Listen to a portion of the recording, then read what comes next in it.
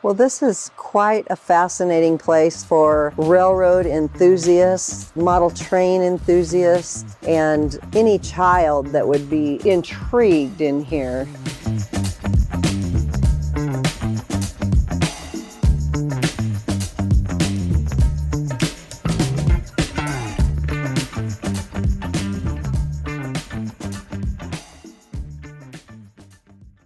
Got clutter piling up?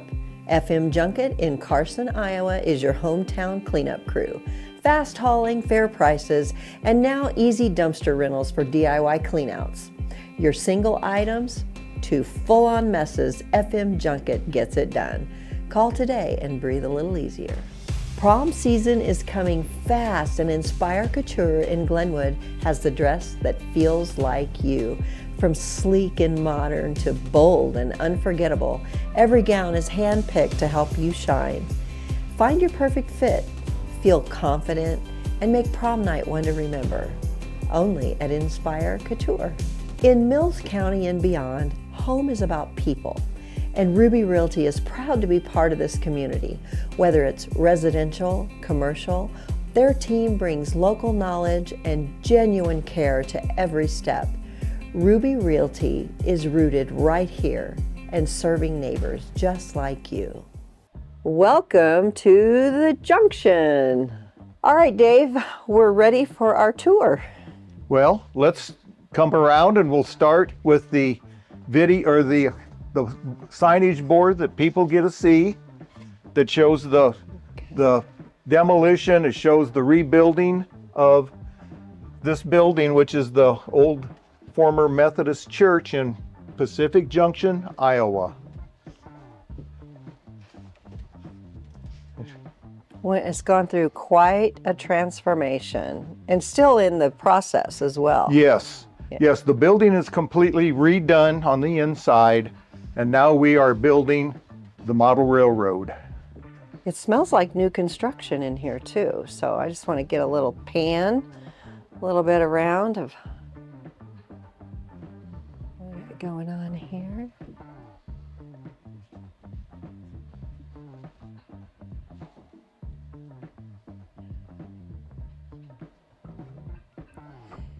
It's interesting how many of the small towns are repurposing churches. And I think we need to mention that this was the former Methodist church here, right? Former Methodist church. The building was built in 1911, and it was many things. It was a grocery store, it was a blacksmith shop, and it became the Methodist church. And in, I think it was 2017, they went and found another place. But this building had 7 feet of water in it during the flood of 2019. Wow, that's over our heads. That's way over our heads. Yeah. Because we're short people. Yeah. But as we go along, we'll just look at some of the things that we've done. As far as the model railroad goes, this is a 3-level. It incorporates double track main line, single track with passing, and areas where you can do switching in little towns. It is completely signaled. I just love the miniature, and I'm going to stick my hand in here to give an idea of the scale on which this is, because that's just phenomenal to me. That the scale of this layout is HO, which is 1/87th scale. 1 inch equals 7 1/4 feet. okay. All right, I'll follow you. This is our passenger yard.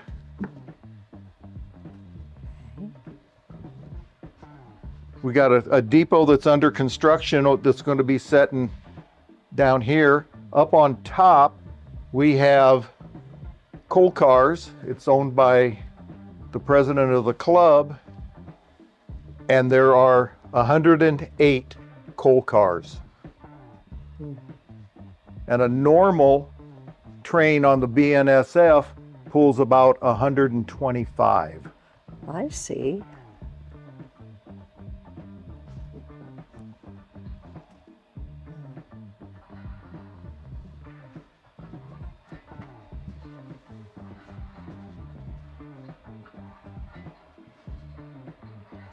Oh, I've already broken the rules. I touched something. Wow, look at those coal cars. And this train that is setting down here on the bottom, this white one, is out of character for American.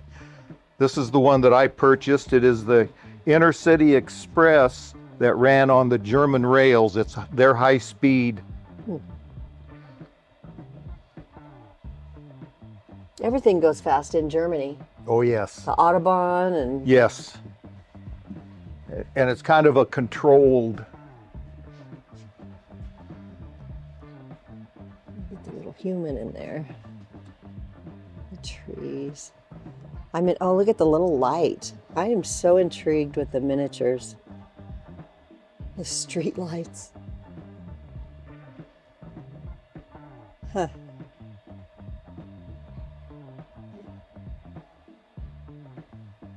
Okay.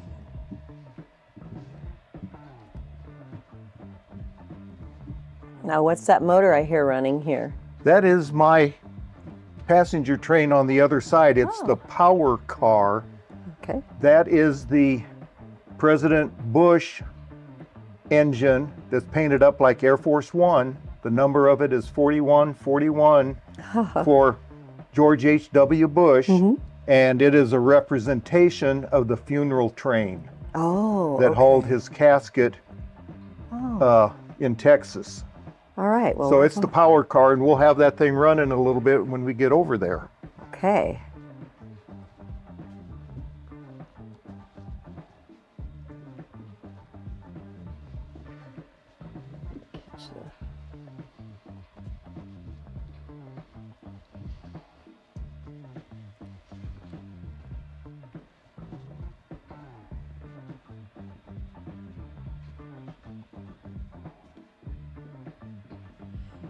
Now, give me a little information about this bridge. This bridge came to us approximately, it's one of our members, it's 3D printed, and it came in 3 sections.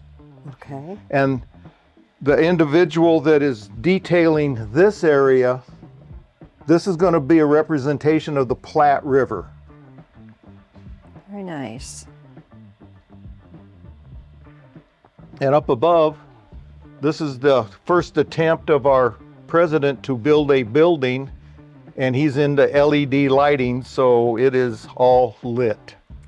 Well, that is just phenomenal. Now, is this 3D printed, this building? No, No? there's a company that does, they're pretty big in the United States. They are called Walthers. Okay. And that's where we bought all of our track. A lot of these buildings are built, they're kits, so. Okay.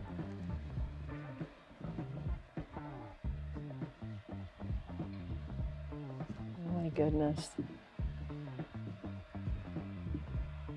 Well, they're quite realistic. Yes, they are. Little greenhouses. Huh.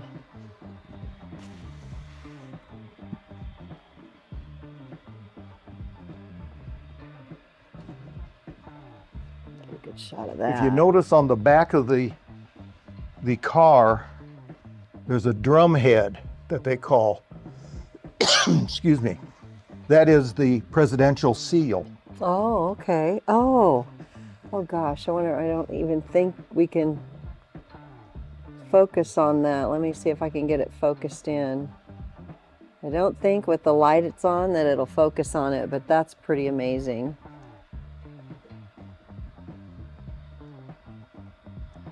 Oh my goodness, look at this. There, you can see the teeny tiny people in the train car. Yes, when I bought the cars, they're not lighted and there's no people in them, and I take them over to the model shop over in Hastings, Iowa. Okay. JJCNL Model Railroad Shop. Excuse me.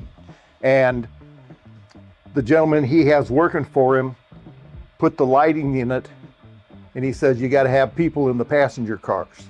So it all got, the passengers were put in it. This is a representation of the President Bush funeral train. Well, interestingly, that is a job that probably has to be done with very intricate, fine tweezers. Yes. It's so tiny. Yes, and fortunately, the people already come painted. Oh, do they? Yeah, that's good. Put your hand up there so we can give an idea of the scale here of what we're talking about. Yeah, my word, that's pretty amazing. Now, the only problem with the people, when we get them, the seats are not realistic seats, so we have to cut everybody's legs off. Oh, okay. Well, makes it look like they're sitting down. Now, I don't know if you can see it on the video. See that the signal over there is red? Okay, yeah. What I'm going to do is we're going to change the signal. Okay. Well, there it goes. And it should be green. It's green now. And we're going to get ready to go. Okay.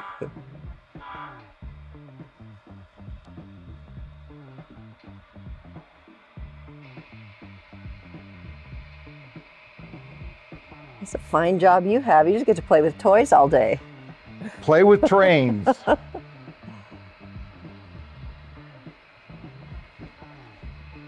Oh, look at that. And then once the train gets past it, then the signal turns red. Okay.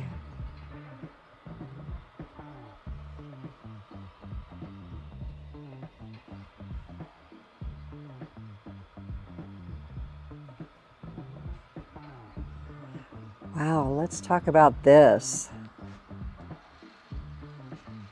This is a 13-stall roundhouse with a scale 130-foot turntable.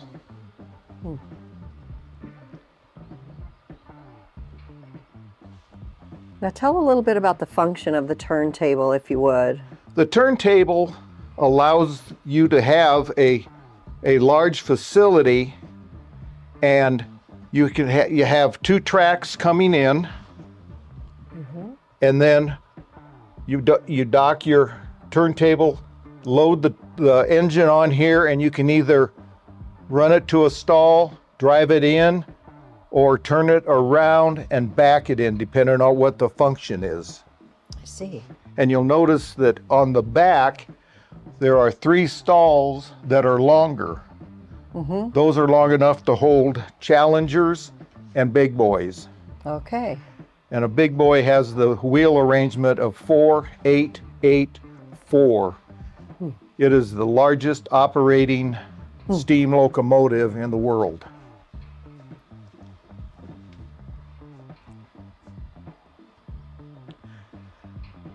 And this being our engine tracks, and we've got engine tracks over there.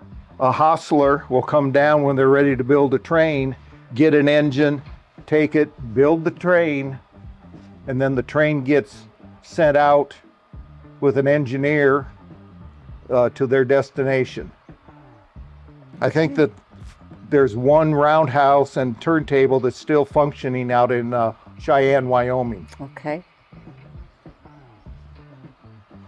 I've actually visited the train display at Cheyenne, Wyoming. Oh, cool. Yeah. I haven't been there. Oh, you must go. Yes. You will get a charge out of that for sure, as much as you are into the model trains. Then The whole this is- museum is actually pretty phenomenal. And this is our freight yard. And the engine right here is a big boy. And it is number 4005, which was the only one that was converted to oil, and then they converted it back to steam.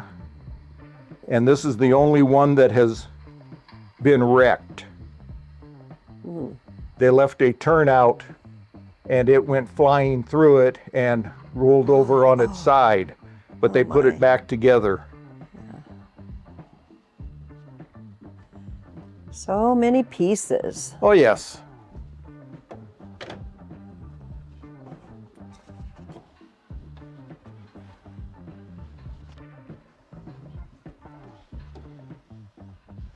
Okay.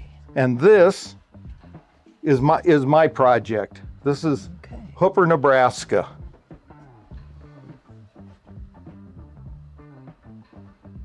Huh.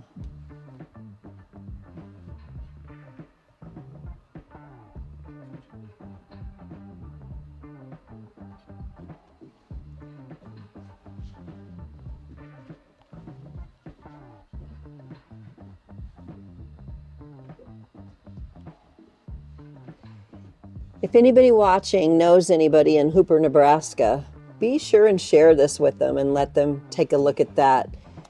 Anybody from Hooper that wants to come visit. There's an interesting little story that goes along with this building right here.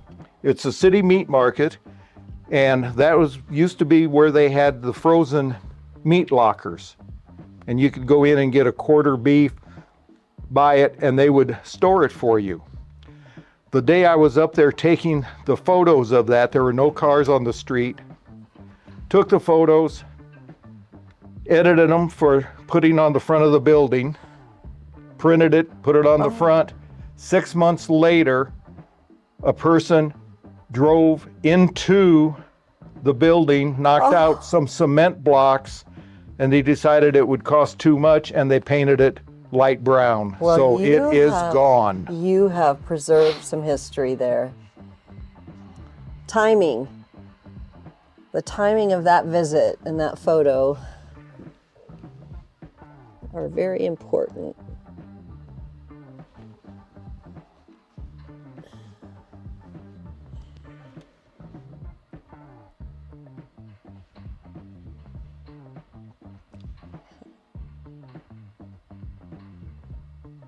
My goodness. So you were able to find these tractors and implements on the same scale as your trains? Yes. Yes, those are made by Erdl, which is the company that builds the road grader toy train or toy tractors that you see at like Baumgart's, things like that. Very familiar. My family has quite a collection of those in different scale, of course. And they go all the way up to pedal cars. We have one of those too. Yes. Yeah, those are fun. Yes. Yeah. My son has one. And I come to find out that a very distant relative in my family is related to the Erdls. Oh, really? A long time ago. Well, it's in the DNA then. There you go. So up here on top, we are the gentleman from the JJC&L is building a Can you define JJC&L? John, Jim, Cheryl, Lois. Okay. JJC&L. That is John, the owner, his wife, Cheryl, their son, Jim, and daughter, Lois. Okay. And that became the JJC&L Model Train Shop. Oh. And it's in Hastings, Iowa, which is past Melbourne. Oh. And then it's yes. out in the country. Okay. Yeah. All right.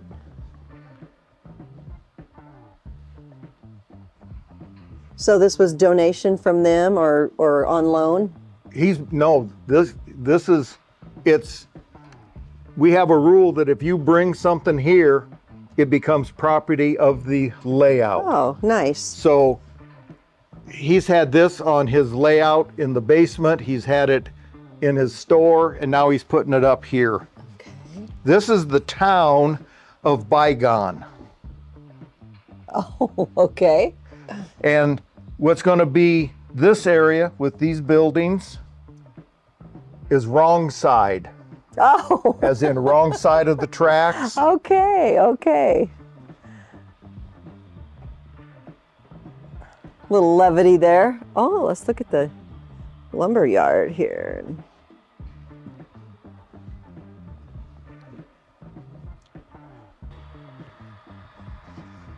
And then this one will be coming around on the lower level. Okay.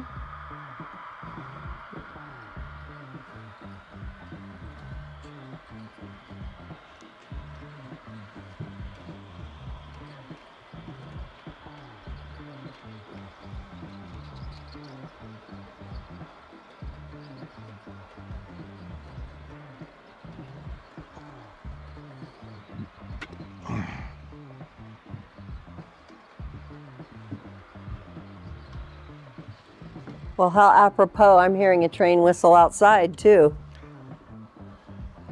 They're about 400 yards away out the back door.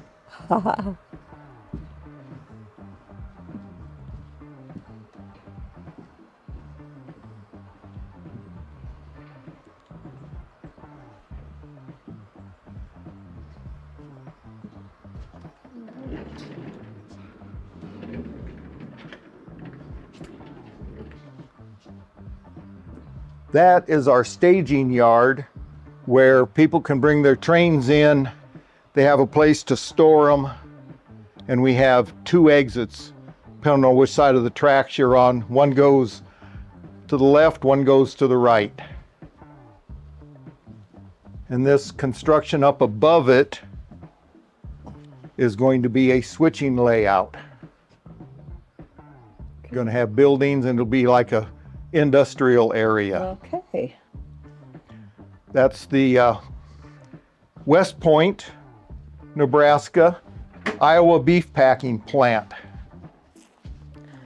It's like somebody's been doing a little cow tipping over here. Yeah. We've got a gentleman that he seems to think that every little thing needs to have a person or a cow. Ah. We've even found cows on top of our engines. Oh, cute. So it's an old-time plant. These cars are ice reefers. So they load the beef into them there. Then they bring them down here. And this is the icing station where they put the big chunks of ice in each end.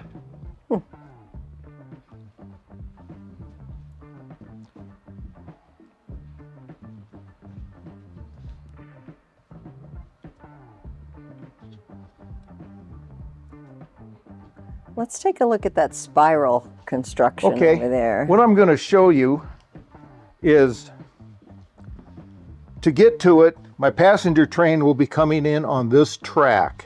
Okay. So we need to go cross over and then cross again under the bridge and up into the 8-foot diameter helix. Okay. So we have panels here that I will take this and reverse it, which is changing the switch here and here. And then I do the next one and showing on the diagram. Okay. And then we will go underneath. Okay.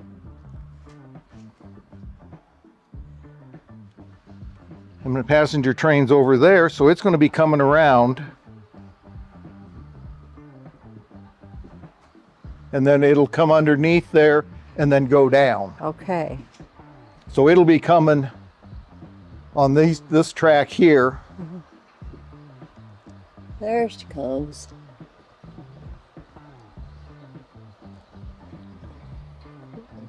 Oh, it's going to go through the bridge.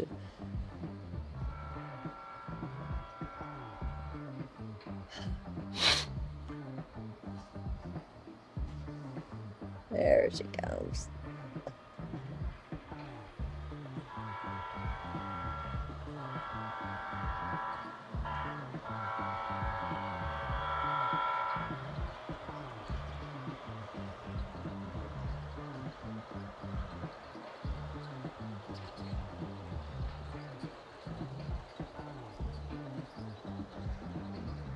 Then it goes underneath the town of, we're calling it Willieville for Willie who's building it.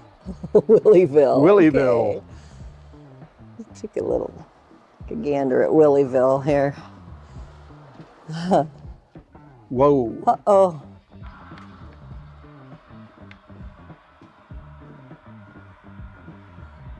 Willieville's a happy place.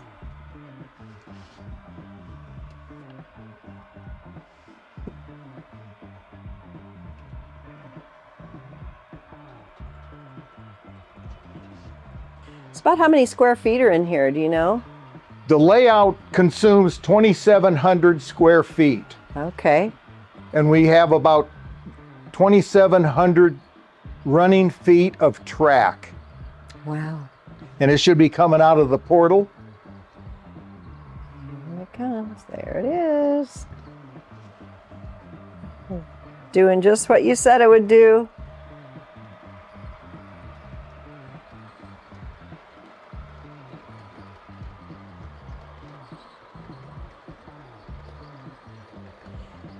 Now, what is the purpose of a helix? It is the same thing as a hill, I got you. Okay. but it would take 45 feet, which is the length of this area, Okay. to build a ramp to get it up, where we can go up 24 inches in an area of 8 feet, and it only takes us 5.5 turns, and the Oh, great. going up is at 1.4%, which Oh. is a Easy grade. easy grade. Yeah.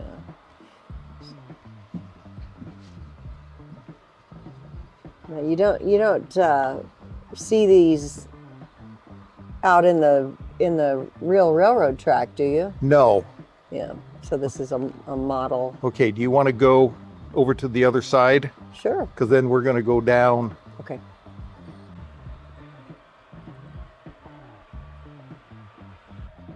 This whole layout is set up on NCE DCC, Digital Command and Control.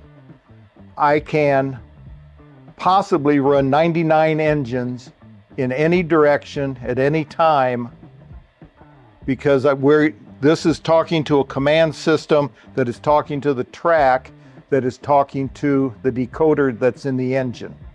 So I have control of horn, whistle, lights, forward, reverse, and a whole bunch of other things. Oh, interesting. So we've gone through the crossover to get to this point, and I lost some train. Hang on.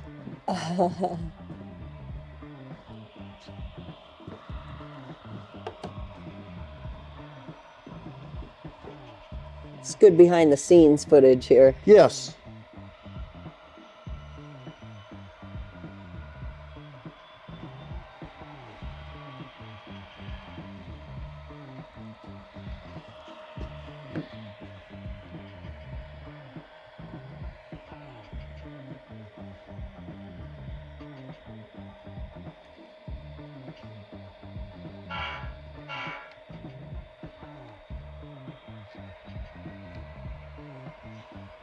Now, how does that couple like that without you touching anything? It is coupled the same way as a real train. They call them knuckle couplers, Okay.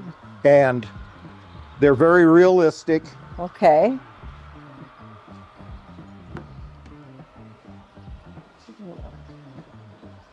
Find a vantage point here and just watch it roll.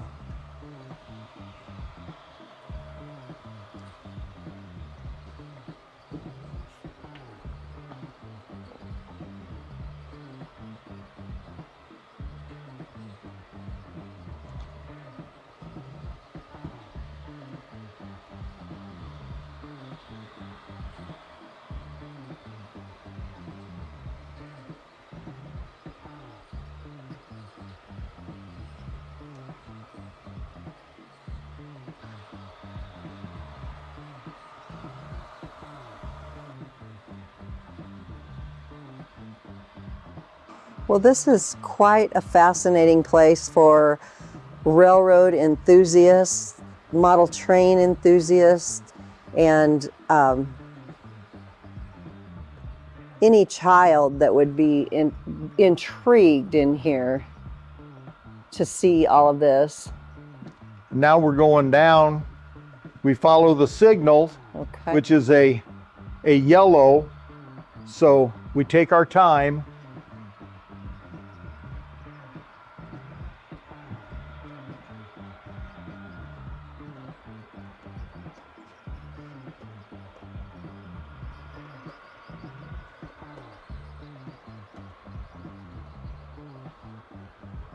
And more cows.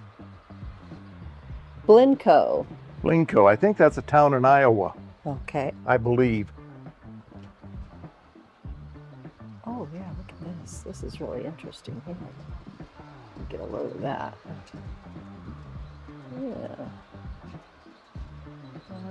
This is one of the things we had to do was put tunnels through the wall to get us out.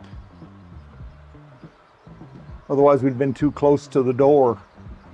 And we are back where we started.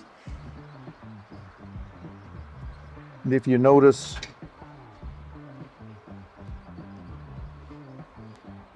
the campfire. Oh. Oh yeah. You know, everything here is just so realistic. This little park area.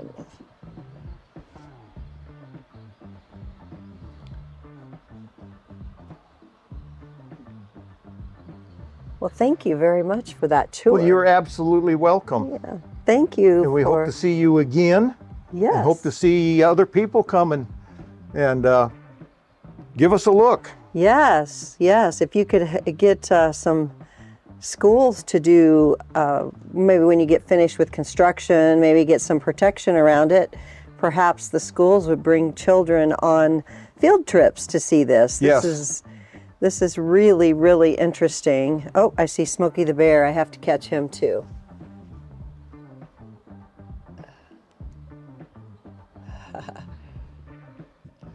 This is a N-scale railroad. It is half the size of our HO layout. And this is just a preliminary.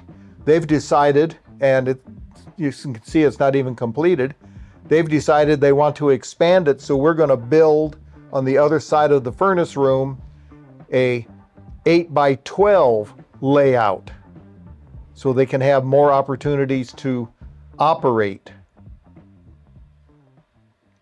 Got clutter piling up? FM Junket in Carson, Iowa is your hometown cleanup crew. Fast hauling, fair prices, and now easy dumpster rentals for DIY cleanouts. Your single items to full-on messes, FM Junket gets it done. Call today and breathe a little easier. Prom season is coming fast, and Inspire Couture in Glenwood has the dress that feels like you. From sleek and modern to bold and unforgettable, every gown is handpicked to help you shine. Find your perfect fit, feel confident, and make prom night one to remember. Only at Inspire Couture.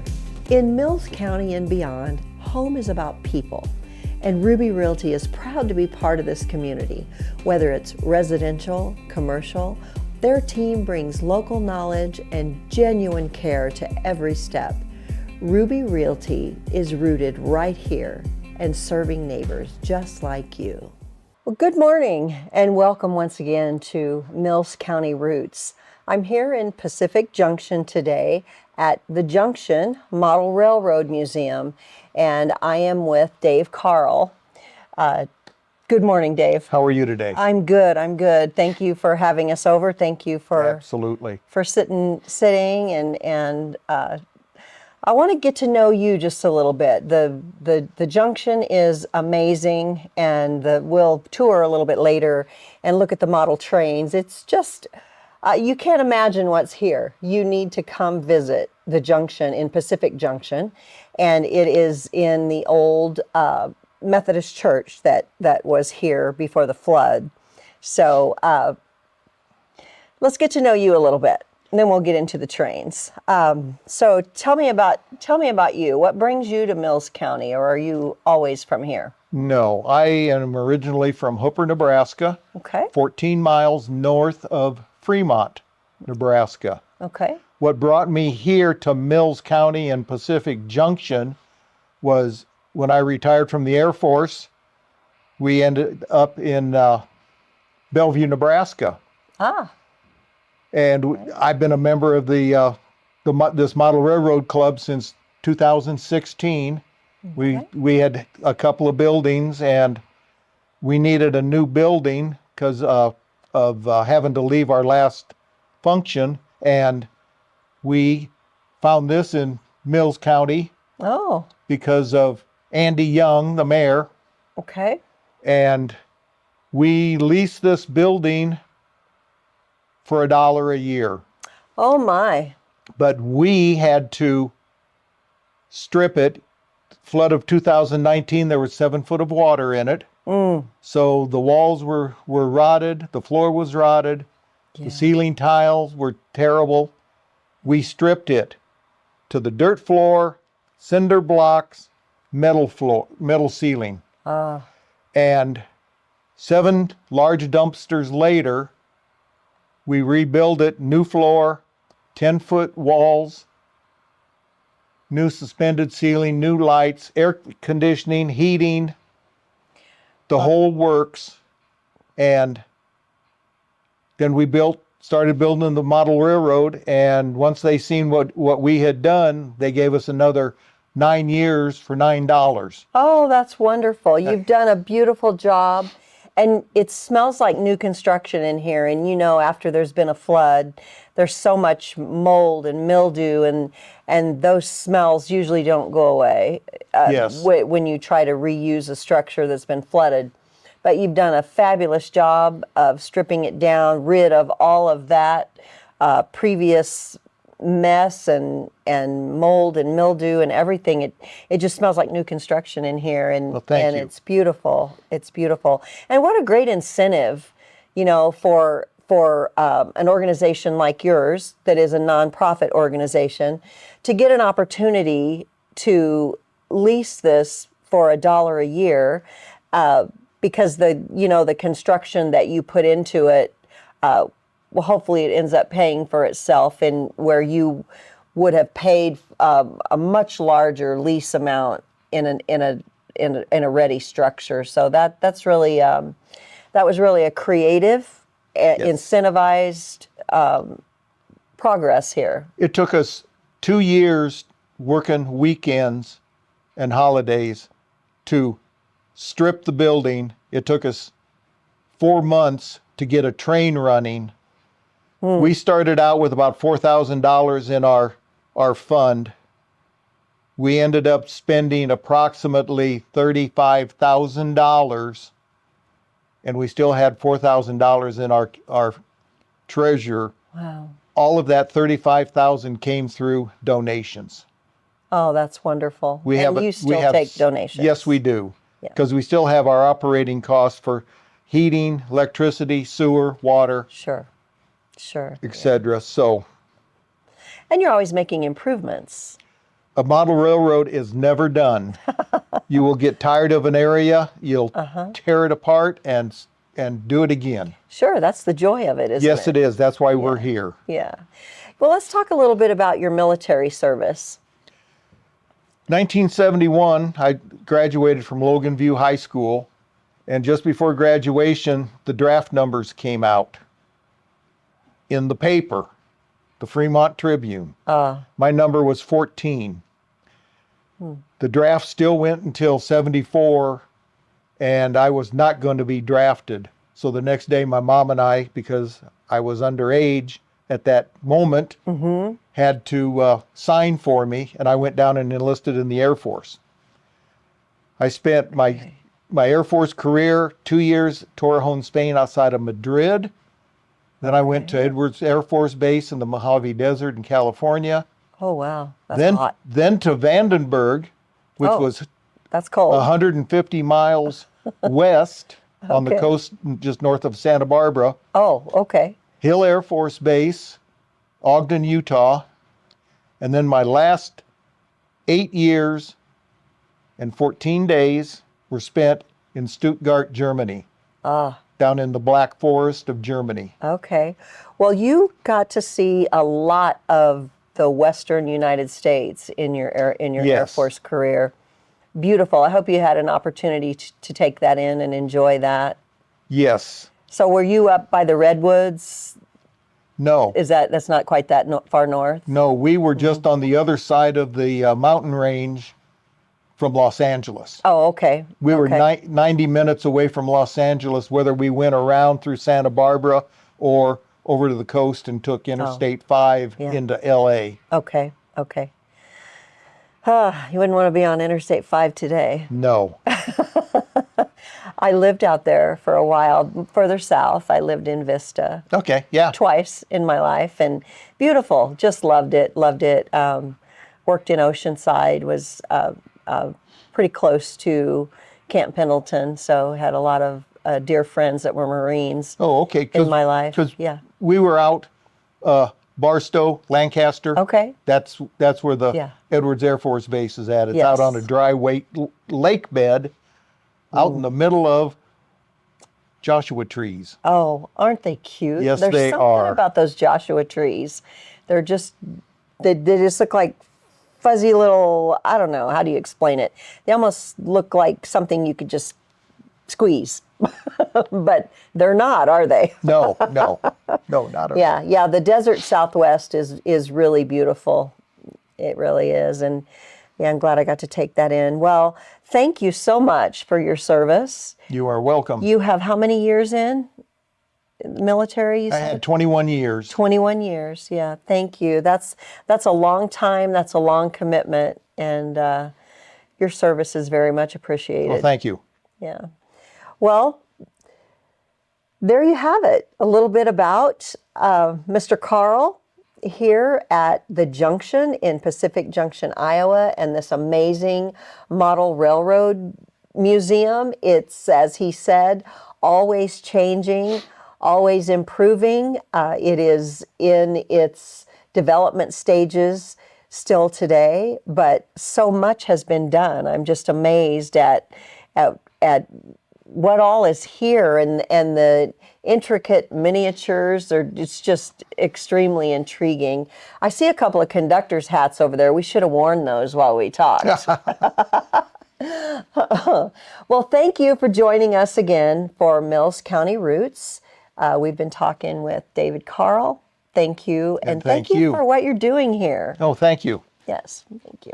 Ladies and gentlemen, on behalf of the Mills County Historical Society and Museum, I'd like to go ahead and thank Dave Carl, who's going to be the presenter of our second speaking event, March 8th of 2026. And we're just delighted that we're able to go ahead and present this series for the public. And we're planning on trying to keep this series going throughout the year with all sorts of different topics of interest for Mills County and our historical history of what we are, what we have been, and what we're going to be. So without any other ado, I'd like to go ahead and present Dave Carl, our today's speaker. And thank you very much, Dave, for your presentation. You are welcome. Okay, today what I'm going to talk about is a little bit of history of Pacific Junction in relationship to the railroads. And then we're going to talk about the rebuilding, reconstruction of the Methodist Church in Pacific Junction, Iowa, into a model railroad display, because we want people to come and see us.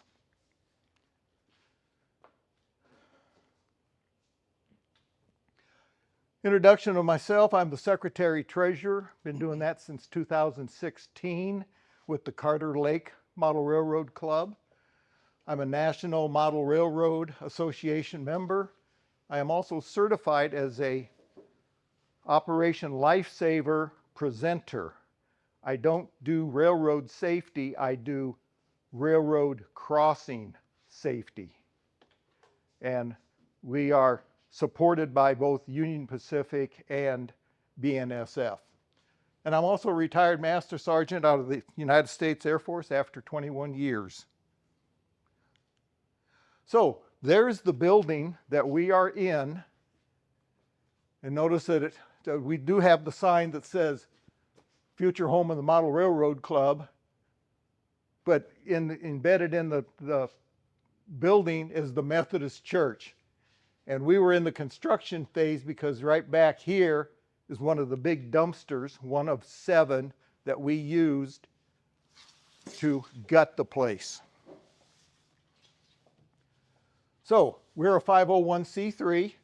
We run on memberships and donations. Our hours, Saturday, Sunday, 10 to 3. Thursdays, we're usually there from noon to 4. And we do have an open house on the 3rd Sunday of every month from noon to 4. And we got our trains running. We're not building anything, but we could have possibly up to 12 trains running at one time. And if you drive past and there's cars at the building, knock on the door. We'll entertain anybody.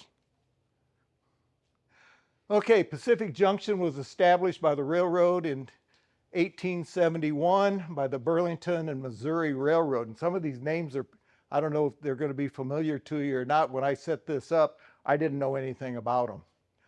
It was the eastern end of the Nebraska, Burlington, and Missouri River. There was a station there for the Kansas City, Council Bluffs, and St. Joe Railroad, and they were consolidated into what is now BNSF. They had some rough times during the Depression and stuff, and we get down to the Burlington strike of 1888. 700 people used to live in that town, and I think the population now, because of the flood, is about 60, I think. The historical structures in Pacific Junction, the high school, graduated its last class in 1986. It's going to be a haunted house now. And the Methodist Church, and that was built in 1911. And that's our current home. In the most recent 2021, there was a Burlington empty coal train ran into a freight train. You can see the 2 locomotives down at the bottom of the picture. It was about 2 or 3 miles south of Pacific Junction. Okay, that's kind of the history. I'm pointing to the Methodist Church. I don't know what the date of the photo is, but there's the Methodist Church. You can see the junction, and that's looking west towards Nebraska. Okay, a little history of the Model Railroad Club. It started out as the Carter Lake Model Railroad Youth Club in 2012 by Lee Hudson, who's since deceased. I became the secretary of that club in 2015. It's kind of like church. Once you get a job, you can't get out of it. We took over the Rock Island Depot from another club, and then in 2019 we left the Rock Island Depot. We found this place in 2022, given a 1-year lease. They wanted to see what we were going to do with it, and we started the destruction of the interior, the demo. In August, we started building bench work for an HO model railroad. For the scale, they call it 1/87th, which is 1 inch equals 7 1/4 feet. So we're talking an engine that's anywhere from here to my big boy, which is out here. What we want to do is we want to teach youth skills needed to build and operate a model railroad. And those skills include carpentry, model building, electrical, scenery, people skills, and Operation Lifesaver. And once we get rid of our big power tools, then we will start working on Boy Scouts, Cub Scouts, Girl Scouts, church groups, and start bringing, and hopefully maybe we can have 1 day a month for these groups to come in. Okay, now we're going to get into the nitty-gritty. Of course, that's our church. This is what it looked like inside. That's the fellowship hall. Back behind there is the kitchen. That is the church. Those two steps going up, that's the altar area. And if you notice how the floor is collapsing.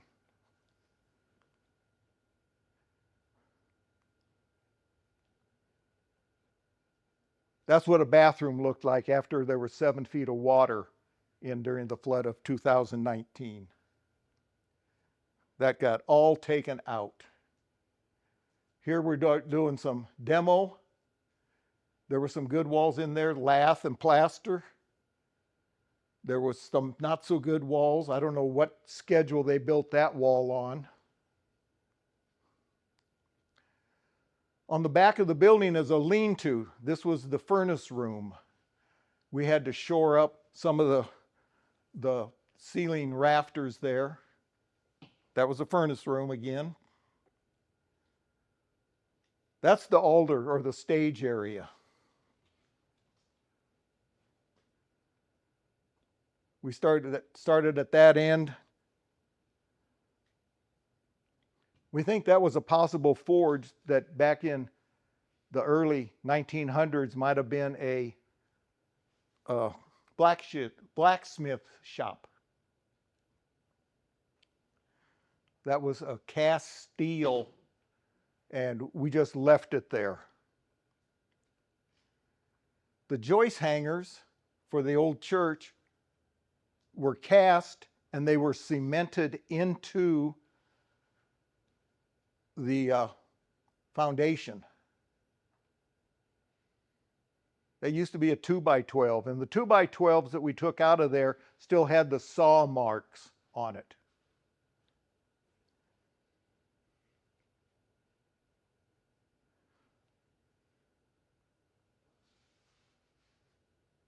And supposedly they had gone in and got rid of any black mold if there had been any.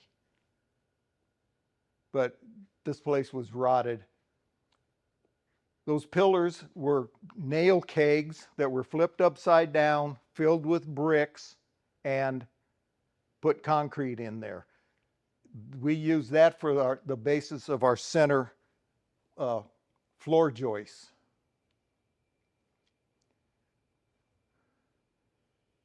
Now that's the furnace room. And those are the pillars. We shimmed them, built 2x6 laminated beams. That was the basis of our center going down there to support our 20-foot 2x10s. That's building the kitchen area where you see the Wayne standing. That was the kitchen area. We took out that wall. Finished floor. We're working towards what we called the big white box. We chalk lined so we could get the walls straight because the concrete walls weaved. So we built 20-foot sections on the floor, lifted them up.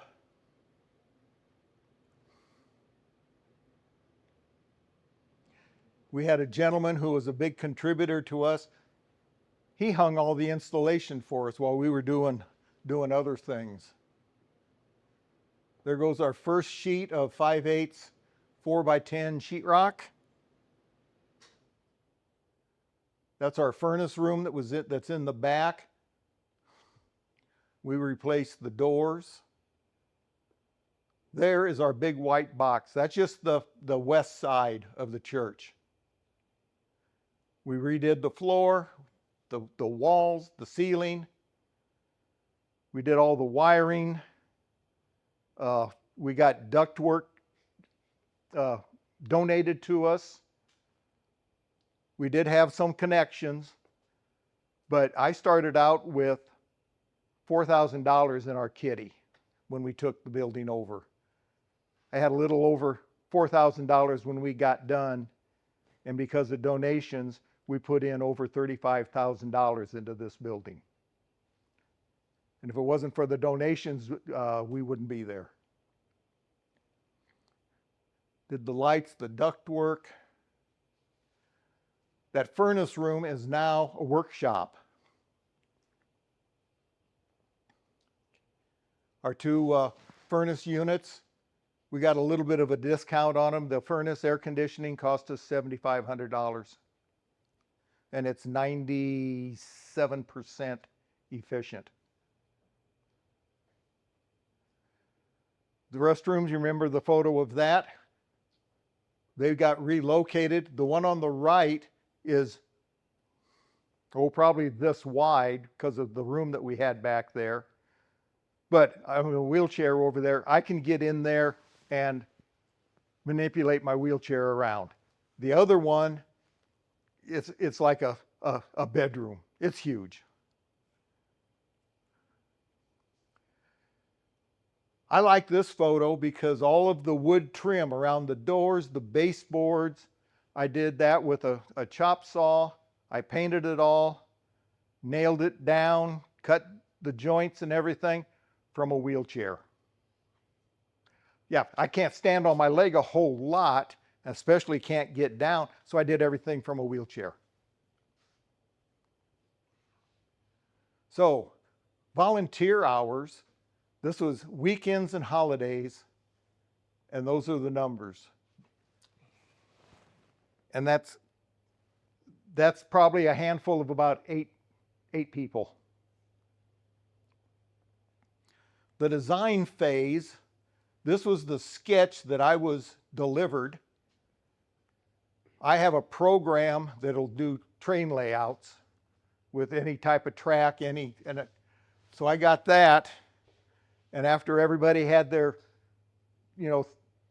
threw in their 3 cents worth, and then, I give them back change and everything. This is what we ended up building. Now this is a concept. They all say it's a suggestion, because once we got the bench work up, the things changed. But that's okay. But that layout consumes 2,700 square feet of the church. Up and down is, each side is 20 feet across. The length is 40 feet. And then we got a meeting area, the furnace room, and that. So we started August of 24. That's the bench work. We started at the front door and we were coming down this side. And what we did on that was, you'll notice that there's an overhang. We built the layout on the first level at tabletop height so that kids and people in wheelchairs could run it. So the building, they got the ramps in the front. So the train layout's ADA. That is probably the biggest attraction when people come in. It's 8 foot in diameter, 5.5 turns, rises 24 inches, and it's a 1.4% grade. So when our trains go into it, there's very little degradation of the speed. And in that, anybody care to guess how many sheets of plywood it took to build that? Gentleman came up with a program. We set a chop saw at the angle, and he'd cut the end off, move the board down, change the saw, cut another angle, and just did that on the lengths. And then on the floor, we put a section together, spliced it between the sections, put the metal work in there, and then we'd pick it up, flip it over, hand it to the mayor of Pacific Junction, who was standing in the center of it. He lined up the threaded rods and set the thing down. This bridge it came in 3 sections and it was 3D printed. So your 3D printing is taking over and doing a lot of the stuff. That's in that area that I built in the middle of the area. That's Hooper, Nebraska. But underneath, you can see coming out on the end, that's the main line. The mid-level is a switching layout. So you can go in, switch cars, and there's 3 separate places that you can do that. The upper level is single track and double track. So you have to play with the passing and et cetera. And there's the town that I built, which is Hooper, Nebraska. It's not much. The population was about 800, and it was Chicago Northwestern was the railroad coming up out of Fremont headed to North Fork. In some places, they call that the old cowboy line. We have a 13-stall roundhouse and a 130-foot scale turntable. That will hold the big boy, which is the largest steam engine in the world. That's our yard.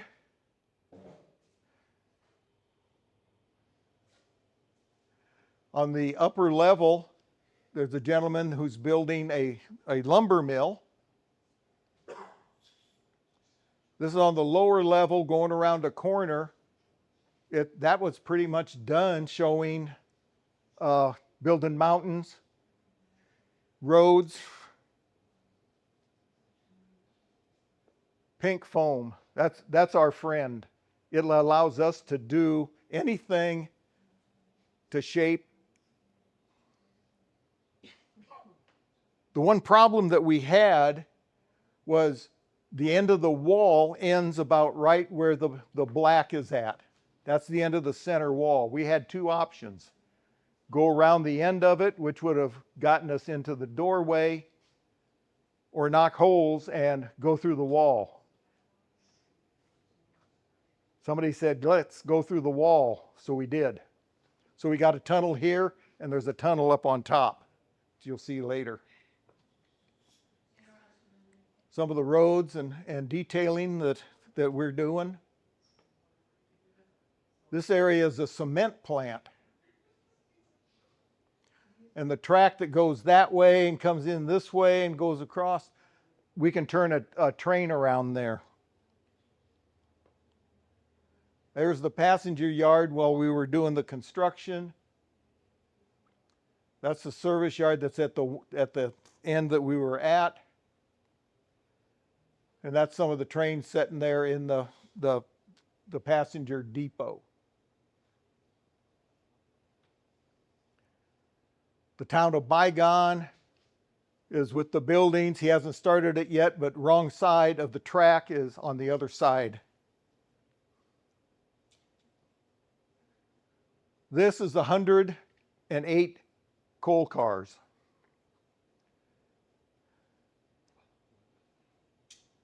And this is 108 coal cars with 2 engines on the front, engine in the middle. And if you look just over the top of the engine, you can see there's 2 levels of coal cars. When he ran that was impressive. This is our staging yard. We can build up, store trains. And then we got a lower, middle, and upper.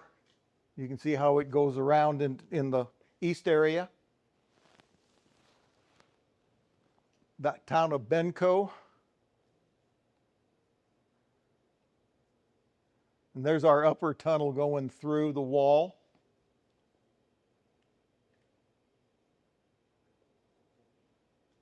An industry at the north end of the passenger yard.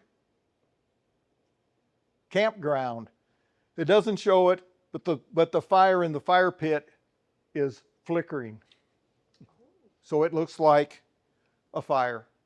And the guy who built it, he's so proud that his pickup doesn't have any rear wheels.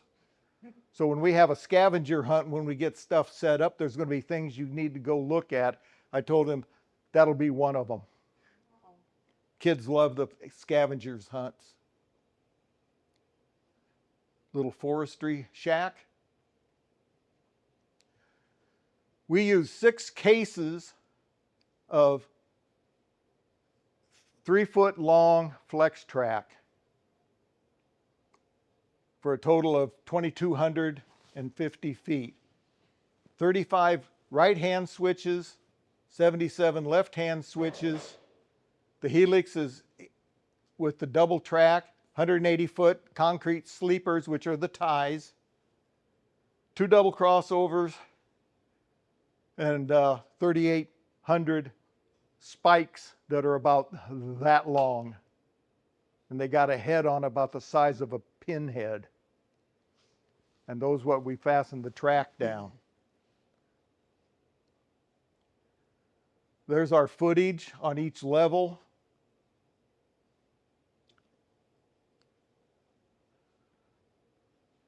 We have 4 of these drawers. This is the electronics that run the block system and the signals. I can go back, I can get a train, turn on the computer, I can run a train on the top and keep it up on the top. I can run one train in one direction on the bottom layer, and I can run then another one that's just running by itself, and I can chase it and control another train. So I can run 4 trains on this layout by myself, and the signals will tell me if I'm going to crash or not. That's the CTC control panel. That's designed by our president, and he's having a blast doing that. But he can sit in the back room, and with radios, he can control the whole layout as far as signals, put you in sidings, pass whatever. There's our signal bridge for the 3 tracks there. More signals.